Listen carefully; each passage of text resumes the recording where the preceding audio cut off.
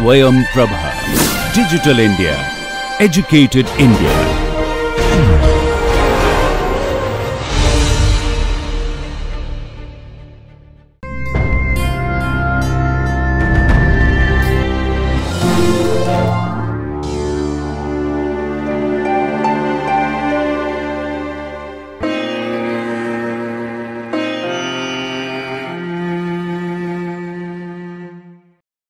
Welcome to today's session of the course Therapeutic Nutrition.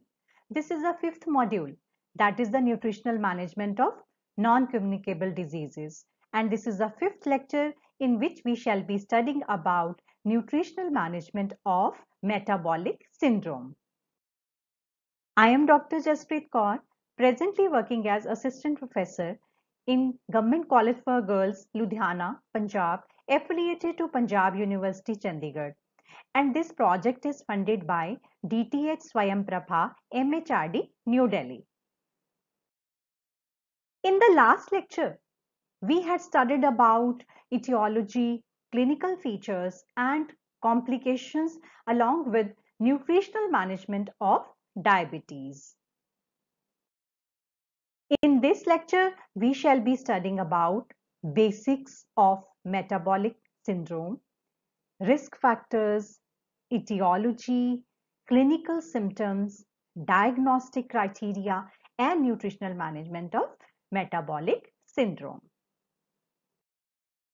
After successfully controlling many infectious diseases world over, now we are struggling with major health hazards of the modern world. They are non-communicable diseases. Let's understand the meaning of metabolic syndrome. It is a combination of two words. That is, the first term is metabolic. Metabolic refers to biochemical processes which are involved in body's normal functioning. See, we are digesting, we are breaking down the complex parts of the food to the smaller units. For example, glucose, protein is broken down into amino acids, and fats, they are broken down into fatty acids. So our body is metabolizing all these nutrients to get energy or to make newer substances, protein. So all these things, they are a part of our metabolism. And second part is syndrome. Now, what does this syndrome mean? Syndrome means a group of symptoms which consistently occur together. So a group of symptoms will be termed as syndrome. So let us study about metabolic syndrome now. Metabolic syndrome is a group of risk factors that increases the chances of developing heart diseases and other problems such as diabetes and stroke in humans. It is also termed as some other names such as dysmetabolic syndrome, hypertriglyceridemic waste, or insulin resistance syndrome, obesity syndrome, syndrome X. Though it started in the Western world with the spread of Western lifestyle across the globe, it has now become a truly global problem. The prevalence of the metabolic syndrome is often more in the urban population of some developing countries than its other Western counterparts. So the incidence of metabolic syndrome, it actually parallels with the incidence of obesity and incidence of type 2 diabetes. And the global prevalence, it can be estimated to be around 1/4 of the world population. So in other words, over 1 billion people in the world, they are affected with the metabolic syndrome. Now, let us see what is the scenario in developing countries. So, why we are discussing here the situation in developing countries? Because in these countries, there has been rapid nutritional changes, lifestyle has changed, socio-economic transitions, they have happened, which are consequent to increasing affluence in them. They have more disposable income to them.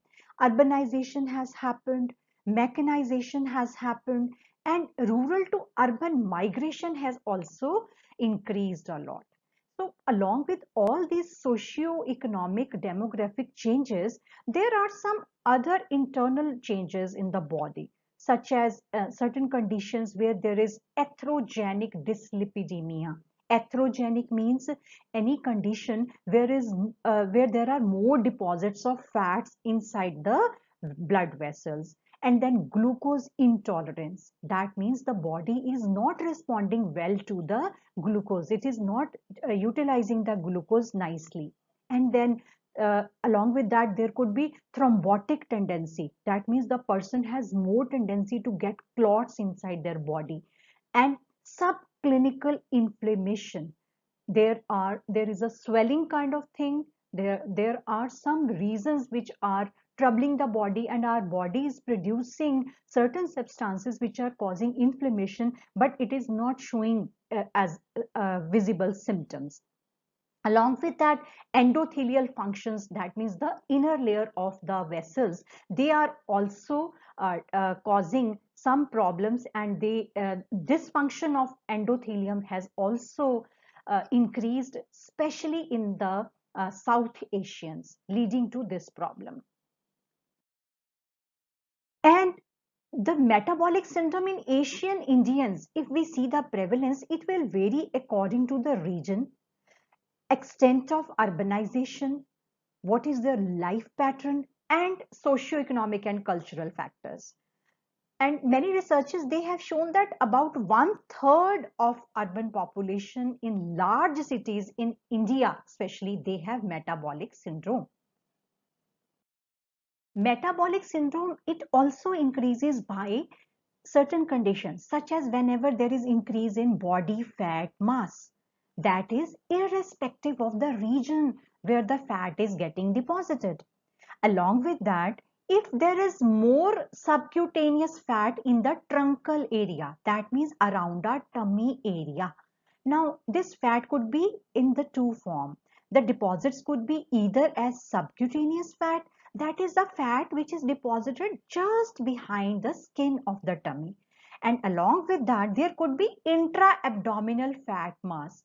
More intra-abdominal fat mass, that means more fat is deposited around the outside of our organs, such as it could be our intestine, it could be our stomach. And thirdly, it could be because of some ectopic fat deposition. Now, what is ectopic fat deposition? It is defined as the storage of triglycerides in the tissues other than adipose tissues. So they normally contain only small amount of fat. For example, our liver, our skeletal muscle, our heart, or our pancreas, they do not contain much fat. But if it is storing triglyceride, this kind of deposition is known as ectopic fat deposition. And this deposition can interfere with the cellular functions. So the organ function will be affected, and it will lead to insulin resistance. And along with that, we South Asians, we have another problem. So what is that? We develop cardiovascular risk factors at much lower adiposity and much lower abdominal obesity. That means even if we have a normal BMI range, even then we are more prone to get these problems, or such as metabolic syndrome. This is because of many other reasons. We people are known as thin fat Indians. As it can be seen in this image, there are two people, one is Indian and one is a white person, and this is known as YY paradox. See, both of them, they have BMI of 22.3, but if we compare the BMI body fat percent of Yagnik, it is 21.2%. And if we see Yudkin, he has only 9.1% of fat. So in spite of having same BMI, they are having different fat deposits. So this is one condition which is causing metabolic syndrome in developing countries like India. So who are at risk? So there are a number of risk factors, such as when the age is increasing, the person is at higher risk. When it comes to gender, females, they are more prone to this problem. Then genetics, such as ethnicity, and if the person has a family history of this kind of fat deposition. And people who have diabetes, or people who have their siblings or parents who have diabetes, or women with PCOS, that is polycystic ovarian syndrome, all of them, they are at higher risk.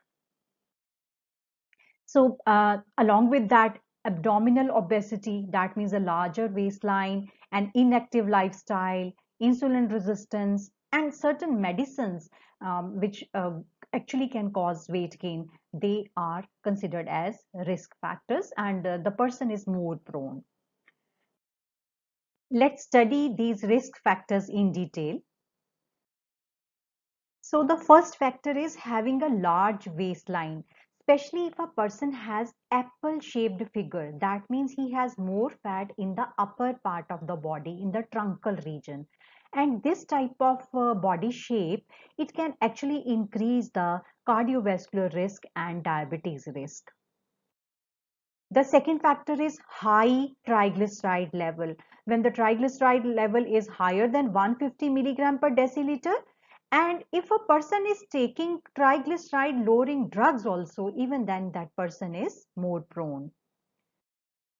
Low HDL cholesterol level. We know HDL cholesterol is known as good cholesterol because it removes the cholesterol from blood. And along with that, if the person is on cholesterol lowering drugs, he is also at risk. Higher blood pressure is another important risk factor. And only if a systolic or diastolic alone they are higher, the risk is same. And if a person is on BP lowering medicines, he is also at risk. Another factor is high fasting blood sugar level. So it will include pre-diabetics where the glucose ranges are not high enough to be called as a sure shot case of diabetic. These people are also prone. Then people who are having diabetes or people who are taking glucose lowering medication. All these categories, they are high risk categories. So let us see what is the diagnostic criteria of metabolic syndrome.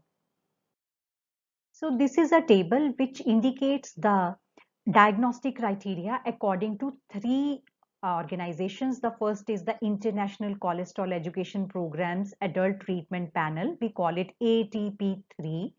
Second one is International Diabetes Federation, that is IDF.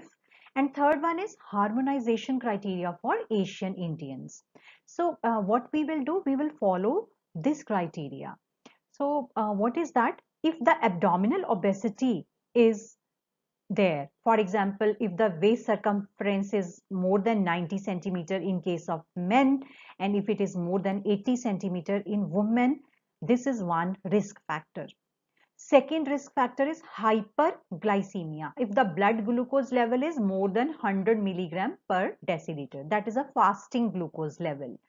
And if the person has hypertriglyceridemia, that is a third factor, if the triglycerides they are more than 150 milligrams per deciliter.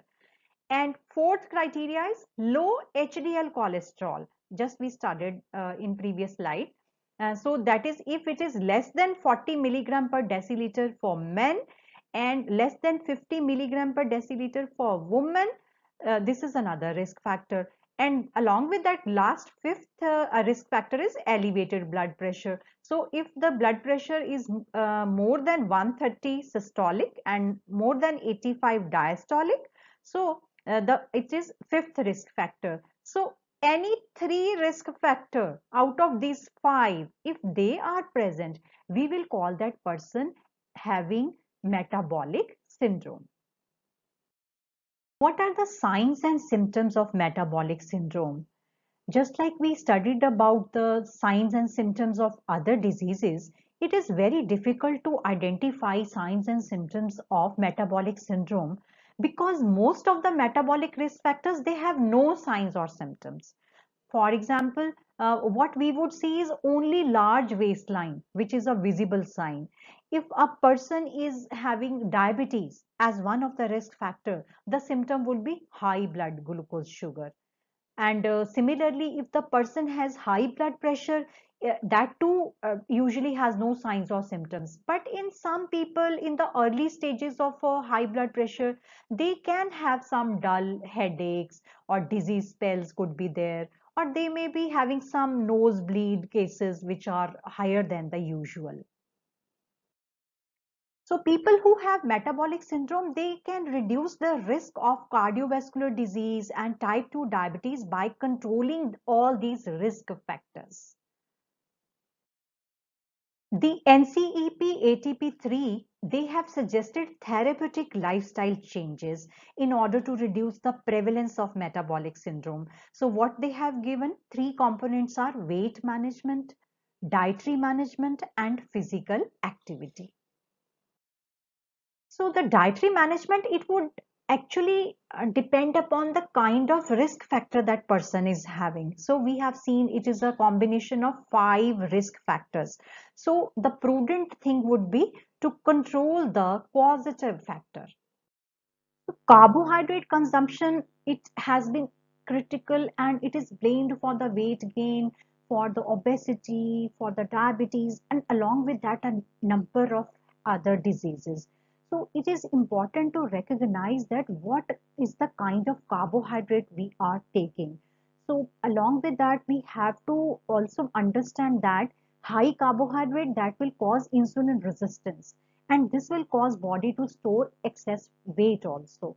So foods which are starchy in the nature, which have almost 100% starch inside them, such as something which is sugary, table sugar, if we are taking a potato, if we are taking certain fruits which are starch rich. So all these things, they are to be taken in the restricted amount. Instead, we would encourage the person to go for carbohydrate which are coming from the complex sources. So the complex sources would be just like we take cereal, then we take whole grains, then we go for our pulses and legumes. They also contain complex carbohydrate. And this type of carbohydrate will eventually help the person in more than one way. And along with that, high fiber diet, it has actually received a lot of attention in the recent years. This is because it is associated with decreased incidence of many metabolic diseases such as hypertension, diabetes, obesity, heart disease, and colon cancer also. So when we are taking food which is rich in fiber, we are giving ample benefits to the body, such as high fiber, low calorie food will actually help us in lowering the calorie density of our meal, and it will have more micronutrients. Remember, when we are taking green leafy vegetables, then it contains so many vitamins and minerals. It will give us satiety. We will feel full. It will help in regulating our body bowel movement also. So the constipation and the other gut issues, they will be taken care of. It will actually help us in lowering the cholesterol also. This is a very good benefit of taking fibers, and many studies, they have proven that. It will promote the chewing and reducing the quantity of digestion. That is a very big benefit which fiber carries. When we are chewing our food, so definitely we will get the satiety signals early, and the total quantity of the ingestion, that will be lowered, and it will help us in weight loss. And when we are taking fiber rich food, it will cut down on the total fat and calories of our meal also. And when we talk about the expenses of getting this type of food, it is definitely less expensive treatment when we compare it with going for medicines or going for other fancy food items or other remedies. Along with that, we pay due attention to the glycemic index of the food.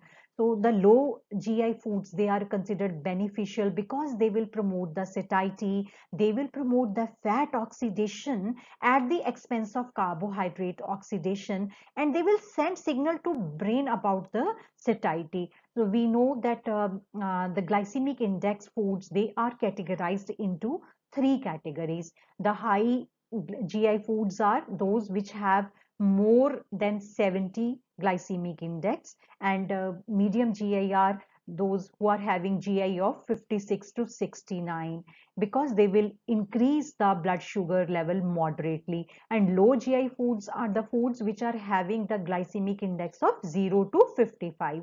They will slowly increase the blood sugar level. So it is good if we can promote the usage of low GI foods.